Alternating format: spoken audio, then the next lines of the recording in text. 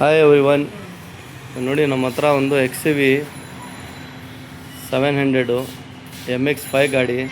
So ಅದರಲ್ಲಿ ನಿಮ್ಗೆ ಏನಿದೆ ಅಂದರೆ ಹೆಡ್ಲೈಟ್ ನಿಮಗೆ ಬಲ್ಬ್ ಬಂದುಬಿಟ್ಟು ಈ ಕಡೆ ಸೇಮ್ ಬರ್ತದೆ, ರೈಟ್ ಲೆಫ್ಟು ಈ ಕಡೆನೂ ಸೇಮ್ ಬರ್ತದೆ. ಹೈ ಬೀಮ್ನಲ್ಲಿ ವ್ಯತ್ಯಾಸ ಏನಂದರೆ ನಿಮಗೆ ಇಲ್ಲಿ ಪಾರ್ಕಿಂಗ್ ನಿಮಗೆ ಇಂಡಿಕೇಟ್ರ್ ಇಲ್ಲಿದೆ, ಪಾರ್ಕಿಂಗ್ ಒಂದು ಚಿಕ್ಕದು ಬಲ್ಬ್ ನಿಮಗೆ ಮೇಲೆ ಕೊಟ್ಟಿದ್ದಾರೆ.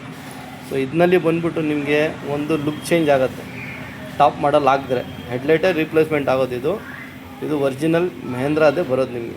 ಸೊ ಇದು ನಿಮಗೆ ಇಂಡಿಕೇಟ್ರ್ ಇಲ್ಲಿದೆ ಅಲ್ಲ, ಸೊ ಇದರಲ್ಲಿ DRL ನಿಮಗೆ ಡಮ್ಮಿ ಬಂದಿರ್ತದೆ. ಸೊ ಇಂಡಿಕೇಟ್ರ್ ನಿಮಗೆ ಟಾಪ್ ಮಾಡಲ್ ಆದರೆ ಇಲ್ಲಿ ಬರ್ತದೆ. ಸೊ DRLನೂ ಚೇಂಜ್ ಆಗುತ್ತೆ.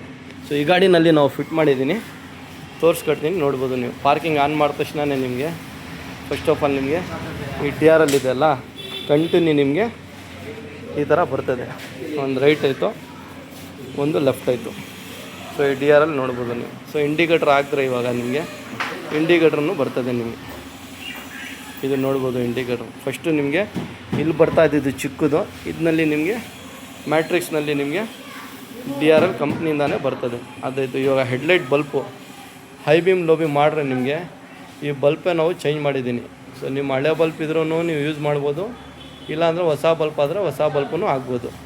ಸೊ ಇದು ಒಂದು ಮಹೇಂದ್ರದು ಒರಿಜಿನಲ್ MX-5ಗೆ ನಾವು ಹೆಡ್ಲೈಟ್ ಟಾಪ್ ಮಾಡಲ್ದು ಹೆಡ್ಲೈಟ್ ಇದಕ್ಕೆ ವಿತ್ತು DRL ಜೊತೆಯಲ್ಲಿ ನಾವು ಇದಕ್ಕೆ ಚೇಂಜ್ ಮಾಡಿದ್ದೀನಿ.